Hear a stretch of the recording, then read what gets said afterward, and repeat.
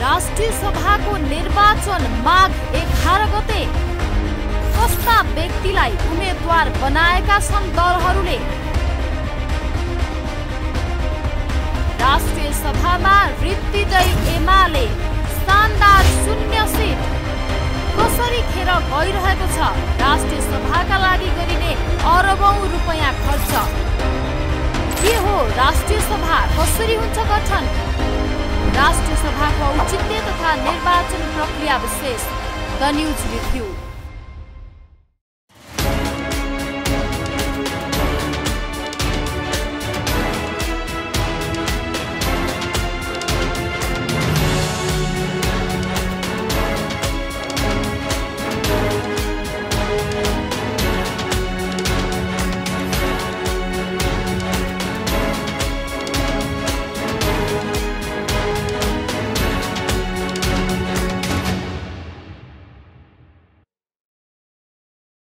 नमस्कार, खास न्यूजको बहुकोटी चिरफार गर्ने कार्यक्रम द न्यूज रिभ्यूको आजको अङ्कमा स्वागत छ। म रिचा दाहाल। दर्शकवृन्द, फागुन 21 गतेदेखि राष्ट्रिय सभाका 20 सिट रिक्त हुँदैछन्। राष्ट्रिय सभाको रिक्त हुने 20 मध्ये 19 सदस्य पदका लागि निर्वाचन प्रक्रिया सुरु भइसकेको छ। निर्वाचनका लागि उम्मेद्वारहरूको मनोनयन दाखिला भइसकेको छ भने मतदान आगामी माघ 11 गते हुँदैछ।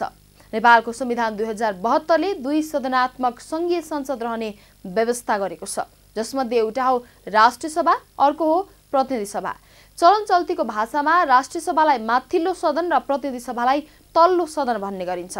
राष्ट्रिय सभामा 59 सांसद रहने व्यवस्था छ। राष्ट्रिय सभा स्थायी सदन भएका कारण सबै सांसदहरूको कार्यकाल एकैचोटि सकिँदैन। कुल संख्या मध्ये 1/3 सदस्यको कार्यकाल 2 वर्षमा सकिने व्यवस्था गरिएको छ। हरेक 2 वर्षमा राष्ट्रिय सभाका 1/3 सांसदहरूको कार्यकाल सकिन्छ र त्यो रिक्त ठाउँमा नयाँ निर्वाचन हुन्छ। यसपटक संघीय संसदको माथिल्लो सदनका रूपमा रहेको राष्ट्रिय सभाबाट अध्यक्ष गणेश प्रसाद तिमल सिन्हा सहित 1/3 अर्थात् 20 सांसद आगामी 21 फागुनदेखि बाहिरिँदैछन्। पहिलो पटक गठन भएको अवस्थामा बाहेक राष्ट्रिय सभाका सदस्यको कार्यकाल 6 वर्षको हुन्छ। 2074 सालमा राष्ट्रिय सभा गठनपछि पहिलो पटक 2, 4 र 6 वर्ष कार्यकालका लागि गोला प्रथाका माध्यमबाट निर्धारण भएका सबै सांसदको कार्यकाल सकिँदैछ। नेपाली कांग्रेसबाट 4 जना अर्थात् अनिता देवकोटा, जितेन्द्र नारायण देव, प्रकाश पन्त र रमेशचन्द्र रायमाझीको कार्यकाल सकिँदैछ। नेकपा एमालेबाट 8 जना अर्थात् गणेश प्रसाद तिमल सिन्हा, इन्दु कड्रिया, दिपा गुरुङ, दिलकुमारी रावल, कुमार दिसौदी, नरपति लुबार, भैरव सुन्दर श्रेष्ठ र रामचन्द्र राईको कार्यकाल सकिँदैछ। नेकपा माओवादी केन्द्रबाट 3 जना अर्थात् बिना पोखरेल, महेश कुमार महरा र हरिराम चौधरीको कार्यकाल सकिँदैछ। यसैगरी जनता समाजवादी पार्टी जसपाबाट प्रमिला कुमारी, नेकपा एकीकृत समाजवादीबाट नन्दा चप्पाई र सिंह बहादुर विश्वकर्माको कार्यकाल सकिँदैछ। स्वतन्त्र डाक्टर खिमलाल देवकोटा तथा मनोनीत डाक्टर विमला पौडेलको कार्यकाल पनि सकिँदैछ। प्रधानमन्त्री निर्वाचन गर्न नपाउने भएका कारण राष्ट्रिय सभाको भूमिका ओझेलमा पर्ने गरेको छ। तर राष्ट्रिय सभामा दलहरूको सांसद संख्याले पनि धेरै ठूलो अर्थ राख्छ। दर्शकवृन्द, आजको द न्यूज रिभ्यूमा प्रस्तुत छ राष्ट्रिय सभाको गरिमा तथा आगामी माघ 11 पछिको समीकरणका सन्दर्भमा हाम्रा सहकर्मी बिन्दुकान्त घिमिरेले तयार गरेको टिप्पणी। राष्ट्रिय सभाको निर्वाचन माघ 11 गते कस्ता व्यक्तिलाई उम्मेदवार बनाएका छन् दलहरूले। राष्ट्रिय सभामा रित्तिदै एमाले शानदार 0 सिट कसरी खेर गइरहेको छ। राष्ट्रिय सभाका लागि गरिने अरबौं रुपैयाँ खर्च। के हो राष्ट्रिय सभा, कसरी हुन्छ गठन, राष्ट्रिय सभाको औचित्य तथा निर्वाचन प्रक्रिया विशेष द न्यूज रिभ्यू। आजभन्दा 25 वर्ष अगाडि एमालेका तत्कालीन स्थायी समितिका सदस्य केपी शर्मा ओलीको एउटा भनाइले राजनीतिक बजार गरमायो। त्यो थियो एमालेबाट विभाजन भएर गठन भएको पार्टी मालेमाथिको चुनावी टिप्पणी। 2054 सालमा एमाले विभाजन भएर माले गठन भयो। यसको नेतृत्व वामदेव गौतमले गर्नुभएको थियो। पार्टी विभाजन लगतै माले र कांग्रेसको सरकार बन्यो। त्यसपछि एमाले प्रतिपक्षमा थन्कियो। त्यसको केही महिनापछि कांग्रेस र एमालेको चुनावी सरकार बन्यो र 2056 सालमा आम निर्वाचनको घोषणा भयो। त्यसबेला नेपाली कांग्रेस निकै उत्साहित थियो किनकि शक्तिशाली मानिएको नेकपा एमाले विभाजन भएको थियो र चुनावी बजारमा एमाले र माले नै एकआपसमा भिडेका थिए। अर्थात् त्यसबेला चुनावमा एमालेलाई सबैभन्दा टाउको दुखाएको विषय थियो मालेको उपस्थिति। तर स्थायी समिति सदस्य केपी शर्मा ओलीले त्यसलाई सामान्य अवस्थामा लिए झैं टिप्पणी गर्दै हुनुहुन्थ्यो। ओलीले त्यो बेला एउटा पत्रिकालाई अन्तर्वार्ता दिँदै भन्नुभएको थियो, हामीलाई मालेको कुनै पीर छैन, कुनै डर पनि छैन। उसको यो चुनावमा कुनै गणना पनि हुँदैन किनकि मालेले आगामी चुनावमा देशभरबाट शानदार 0 सिट ल्याउँछ। नभन्दै चुनाव परिणाम पनि त्यस्तै भयो। देशभरिबाट मालेको 0 सिट आयो। कुनै पनि क्षेत्रमा चुनाव जित्न सकेन। धेरै ठाउँमा त जमानत जोगाउन पनि कठिन परेको थियो।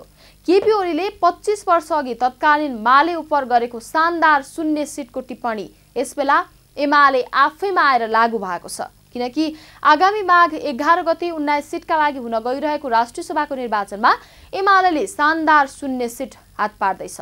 राष्ट्रिय सभाका कुल 59 सिट मध्ये हाल नेकपा एमालेको अध्यक्ष सहित 17 सिट छ। माओवादी केन्द्रको 15 सिट छ। नेपाली कांग्रेसको 10 सिट छ र एकीकृत समाजवादीको 8 सिट छ। आगामी माघ 11 गते राष्ट्रिय सभाका 19 सांसदका लागि निर्वाचन हुँदैछ। यो चुनावपछि एमालेका 8 सांसद घट्नेछन्। अब एमाले 9 सिटमा खुम्चिनेछ। कांग्रेस र माओवादीका सिट बढ्नेछन् भने एकीकृत समाजवादीका सिट यथावत रहनेछन्। राष्ट्रिय सभाको निर्वाचनका मतदाता भनेका प्रदेश सभाका सांसद र पालिकाका प्रमुख उपप्रमुखहरू हुन्। यी 19 मध्ये नेकपा एमालेबाट एकजना पनि निर्वाचित हुने अवस्था छैन। रिक्त 20 मध्ये 19 सांसदको निर्वाचन प्रदेशगत आधारमा हुन्छ। 7वटै प्रदेशमा वर्तमान सत्ता गठबन्धनको बहुमत छ। दर्शकवृन्द, द न्यूज रिभ्यूको अबको श्रृङ्खलामा प्रस्तुत छ कुन प्रदेशमा कुन पार्टीको कति भोट छ भन्ने सन्दर्भमा छोटो चर्चा। कोशी प्रदेश सभामा 93 सांसद छन् जसमध्ये 47 जना सांसद वर्तमान सत्ता गठबन्धनसँग छन्। एमाले र राप्रपासँग 46 सांसद छन्। स्थानीय तहतर्फ पनि सत्ता गठबन्धनको बहुमत छ। स्थानीय तहतर्फ कोशी प्रदेशमा नेकपा एमालेको 126 मत छ भने राप्रपाको 1 मत छ। त्यसैगरी नेपाली कांग्रेसको 111 मत छ। माओवादी केन्द्रको 19 मत रहेको छ। जनता समाजवादी पार्टीको 4 मत छ। नेकपा एकीकृत समाजवादीको पनि 4 मतै रहेको छ। यसरी कोशी प्रदेशमा स्थानीय तहतर्फ सत्ता गठबन्धनको 138 मत रहेको देखिन्छ भने एमाले र राप्रपाको 111 मत रहेको देखिन्छ। गण्डकी प्रदेश सभामा 60 जना सांसद छन् जसमध्ये वर्तमान सत्ता गठबन्धनसँग 34 सिट छ। एमालेसँग 24 सिट छ। राप्रपासँग 1 सिट रहेको छ। यस्तै स्थानीय तहतर्फ गण्डकी प्रदेशमा कुल 160 भोट छ जसमध्ये नेपाली कांग्रेससँग 65 भोट छ। माओवादी केन्द्रको 30 भोट छ। कांग्रेस र माओवादीको भोट जोड्दा सजिलै बहुमत गर्छ। गण्डकी प्रदेशको स्थानीय तहमा एमालेसँग जम्मा 67 भोट छ। कोशी र गण्डकी मात्रै होइन, मधेस, बागमती, कर्णाली र सुदूरपश्चिम प्रदेशमा पनि वर्तमान सत्ता गठबन्धनको बहुमत रहेको छ। त्यसैले माघ 11 गते हुन गइरहेको राष्ट्रिय सभाको निर्वाचनमा एमालेले 0 सिट ल्याउने अनुमान गरिएको हो। एमालेले राष्ट्रिय सभामा 2 वर्ष अघि नै बहुमत गुमाएको थियो। तर राष्ट्रिय सभाका अध्यक्ष पदमा भने एमालेका गणेश तिमिल सिन्हा अहिले पनि हुनुहुन्छ। तर अब भने एमालेले राष्ट्रिय सभाको अध्यक्ष पद समेत गुमाउने रहेको छ।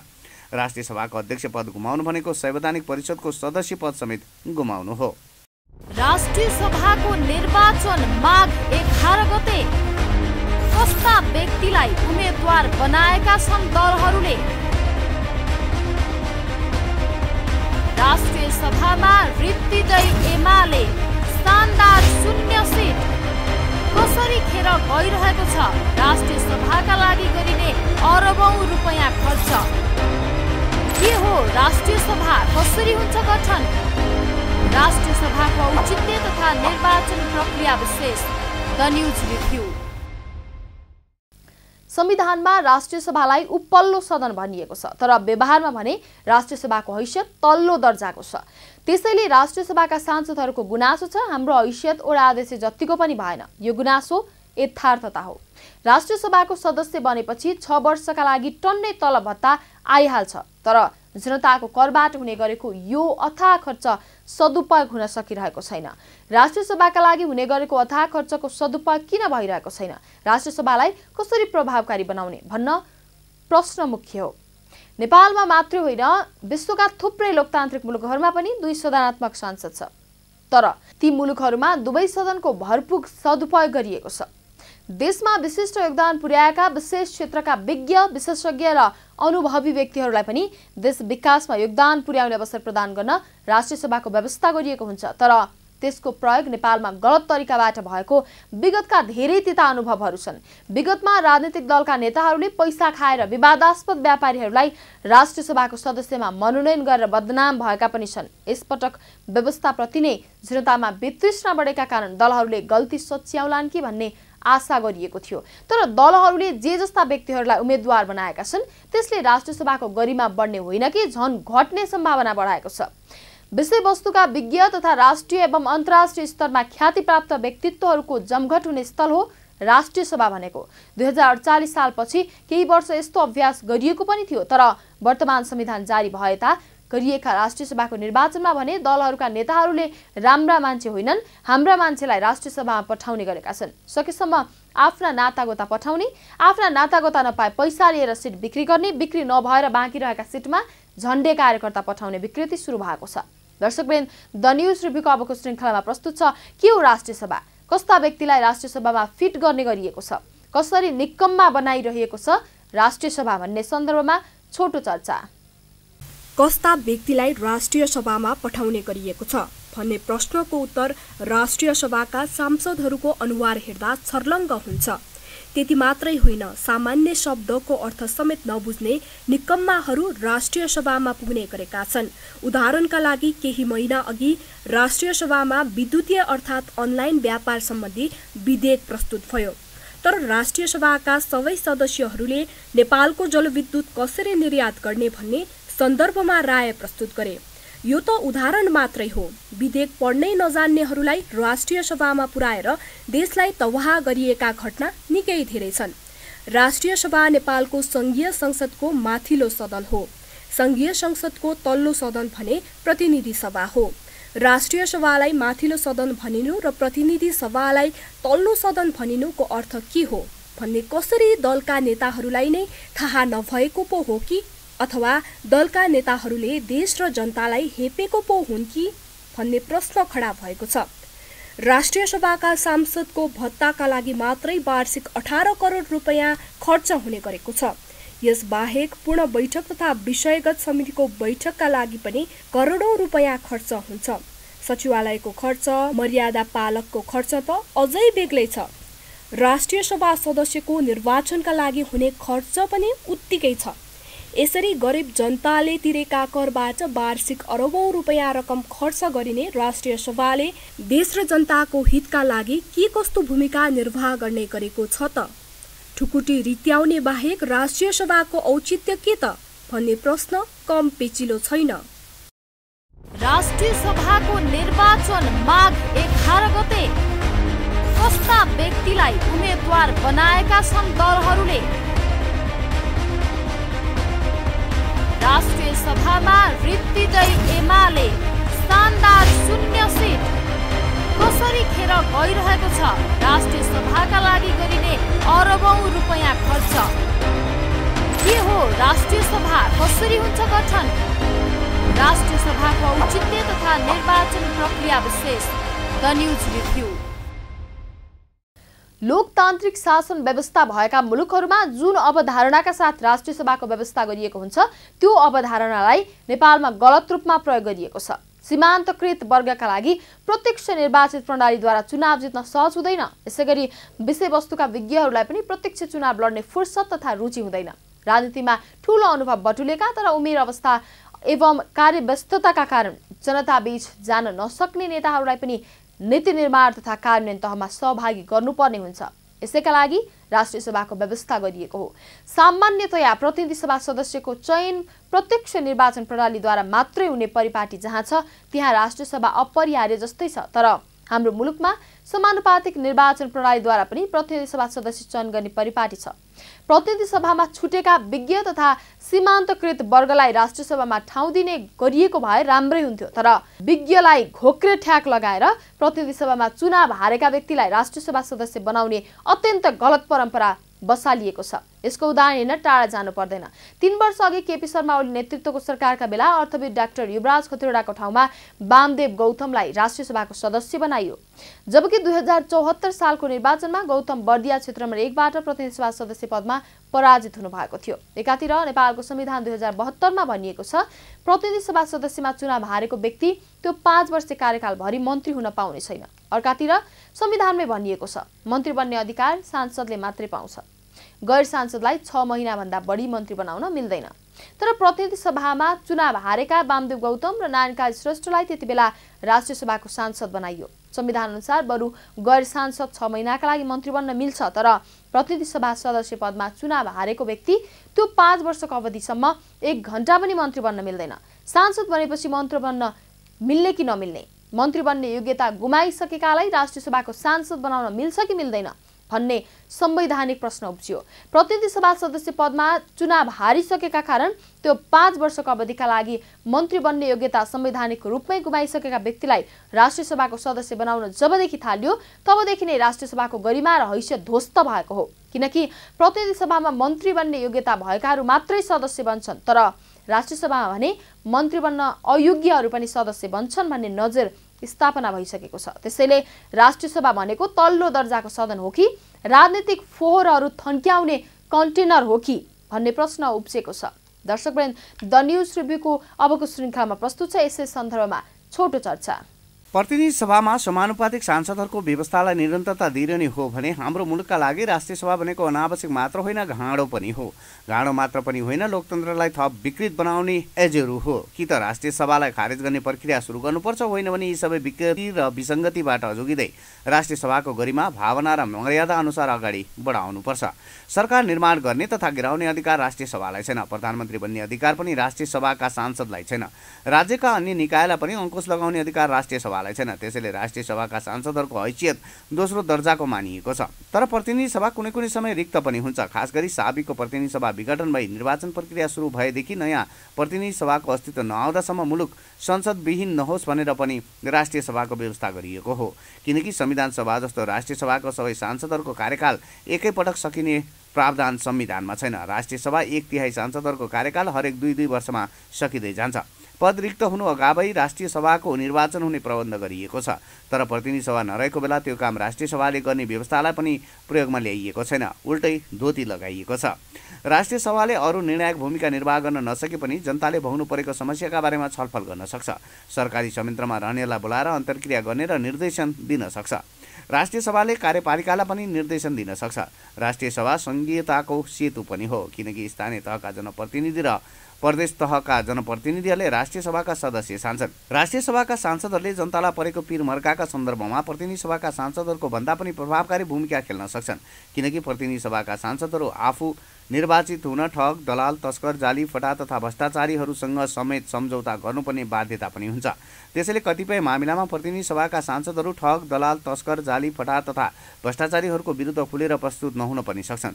तर राष्ट्रिय सभाका सांसदहरूलाई यस्तो बाध्यता पर्दैन, किनकि राष्ट्रिय सभाका सांसदहरूलाई चुन्ने मतदाता भनेको स्थानीय तहका जनप्रतिनिधि र प्रदेश तहका जनप्रतिनिधि नै हुन्। राष्ट्रिय सभाको निर्वाचन माघ 11 गते कस्ता व्यक्तिलाई उम्मेदवार बनाएका छन् दलहरूले? राष्ट्रिय सभामा रित्तिदै एमाले शानदार 0 सिट कसरी खेर गइरहेको छ? राष्ट्रिय सभाका लागि गरिने अरबौं रुपैयाँ खर्च के हो? राष्ट्रिय सभा कसरी हुन्छ गठन? राष्ट्रिय सभाको औचित्य तथा निर्वाचन प्रक्रिया विशेष द न्यूज रिभ्यू। संसदीय अभ्यासमा राष्ट्रिय सभाको महत्त्व र गरिमालाई नजरअन्दाज गर्दै यसअघि स्थानीय, प्रदेश र प्रतिनिधि सभामा अवसर नपाएका नेता कार्यकर्तालाई प्राथमिकतामा राखेर उम्मेदवार बनाउनुले प्रश्न उठेको छ। स्थानीय सदनका रूपमा रहने राष्ट्रिय सभाले देशलाई सङ्कटमा परेका बेला निकास दिने काम गर्नुपर्छ। राष्ट्रिय सभामा दलीय आग्रह र आबद्धतालाई मात्रै नहेरी समाजका विभिन्न क्षेत्रमा योगदान पुर्याएका विधि र कानुन जानेका प्रबुद्ध व्यक्तिहरूलाई पठाउनु उचित हुन्छ। राष्ट्रिय सभा गठनमा दलीय स्वार्थ र आग्रह जुन स्तरमा देखियो त्यसले दलहरूले यसको मर्मलाई पुरै व्यवस्था गरेको आरोप लागेको छ। कतिपय राजनीतिक तथा संवैधानिक सङ्कट आउँदा त्यसको निकास खोज्न विचार विमर्श गर्न सक्ने व्यक्तिहरूको उपस्थिति राष्ट्रिय सभामा हुनुपर्छ भन्ने मान्यता रहँदै आएको छ। तर दलहरूले चुनाव हारेका वा टिकटबाट वञ्चित कार्यकर्ता र नेतालाई सेटल गर्ने नियतबाट उम्मेदवार चयन गर्नुले उनीहरू दलीय स्वार्थबाट उठ्न नसकेको देखिन्छ। संविधानको भावना र मर्म विपरीत राष्ट्रिय सभाको उम्मेदवारमा दलीय आग्रह लाद्नुले यसको गरिमा उच्च राख्न सक्दैन। संविधान अनुरूप संघीय संसदमा प्रतिनिधि सभा र प्रदेश विधायिकाका रूपमा प्रदेश सभा हुँदाहुँदै राष्ट्रिय सभाको आवश्यकता अर्को एउटा सदनको रूपमा मात्र महसुस भएको होइन। देश अप्ठ्यारोमा परेका बेला मुलुकलाई सुझाव र सल्लाह दिने र मार्ग निर्देशन गर्न सक्ने विद्वान र विज्ञहरू र राष्ट्रको विविध क्षेत्रमा उल्लेख्य योगदान पुर्याएका व्यक्तिहरूको सदनका रूपमा राष्ट्रिय सभा रहनुपर्छ। 2046 सालपछि स्थापना भएका राष्ट्रिय सभा र छिमेकी मुलुक भारतको संघीय संसदको पछिल्लो माथिल्लो सदन राज्य सभाले पनि यस्तै प्रकृतिको संसदका रूपमा काम गरेका थिए। नेपालको संविधान अनुसार राष्ट्रिय सभा एक स्थायी सदन हो। प्रतिनिधि सभाको कार्यकाल सकिएर अर्को निर्वाचन नहुँदासम्म वा मध्यावधि निर्वाचनका लागि प्रतिनिधि सभा भङ्ग हुँदा पनि राष्ट्रिय सभाले अविच्छिन्न रूपमा काम गरिरहन्छ। प्रतिनिधि सभा लामो समय गठन नहुने अवस्था आएमा राष्ट्रिय सभा क्रियाशील हुन सक्ने व्यवस्था संविधानमै राख्दा अझ राम्रो हुन्छ। उदाहरणका लागि 2059 मा प्रतिनिधि सभा विघटन भयो तर अर्को निर्वाचन हुन सकेन। यस्तो अवस्थामा राष्ट्रिय सभा अधिकार सम्पन्न भएको भए तत्कालीन राजाको अधिनायकवादी महत्त्वाकांक्षालाई लगाम लगाउन सहज हुन्थ्यो। संविधानको मृत्यु हुँदैन थियो। यसैगरी राजनीतिक दलका क्रियाशील कार्यकर्ता मात्र निर्वाचन हुने हो भने राष्ट्रिय सभालाई छुट्टै संसदको रूपमा कायम राख्नु औचित्यपूर्ण नहुन सक्छ। दलहरूले कार्यकर्तालाई अवसर दिन खोज्दा र दूरदर्शी बन्न नसक्दा राष्ट्रिय सभा संविधानको मर्म अनुरूप र राष्ट्रिय र अन्तर्राष्ट्रिय असल अभ्यास अनुसार चल्न नसक्ने देखिएको छ। संहिताको व्यवहारिक कार्यान्वयनको सुरुवाती चरणमा दलहरू यहाँनिर पनि नराम्ररी चुकेका छन्। 2046 सालको संविधान जारी रहँदासम्म राष्ट्रिय सभा भनेको बौद्धिक अनुभवी स्वतन्त्र दिग्गजहरूको थलो हो भन्ने आभास थियो। भलै दलहरू र दरबारको निकट रहेका व्यक्तिहरू नै त्यो पदमा निर्वाचित हुन्थे। दुर्भाग्यवश गणतन्त्र सुरु भएपछिको राष्ट्रिय सभा विस्तारै भाग नपुगेका कार्यकर्तालाई थन्काउने अखडा बनाइएको छ। अहिले त राष्ट्रिय सभा जनताबाट अनुमोदन हुन नसक्ने र जीव हजुरी गर्नेहरूको डम्पिङ साइडमा परिणत भएको छ। दर्शकवृन्द, द न्युज रिभ्यूको आजको प्रसङ्ग यति नै। तपाईँ न्युज नेपाल टेलिभिजनको प्रसारण युट्युब र फेसबुकमा पनि प्रत्यक्ष हेर्न सक्नुहुनेछ। आजको प्रस्तुतिबाट हामी सबैलाई बिदा दिनुहोस्। हेर्दै गर्नुहोला न्युज नेपाल टेलिभिजन। नमस्कार। राष्ट्रिय सभाको निर्वाचन माघ 11 गते कस्ता व्यक्तिलाई उम्मेदवार बनाएका छन् दलहरूले? राष्ट्रिय सभामा रित्तिदै एमाले शानदार 0 सिट कसरी खेर गइरहेको छ? राष्ट्रिय सभाका लागि गरिने अरबौं रुपैयाँ खर्च के हो? राष्ट्रिय सभा कसरी हुन्छ गठन? राष्ट्रिय सभाको औचित्य तथा निर्वाचन प्रक्रिया विशेष द न्युज रिभ्यू।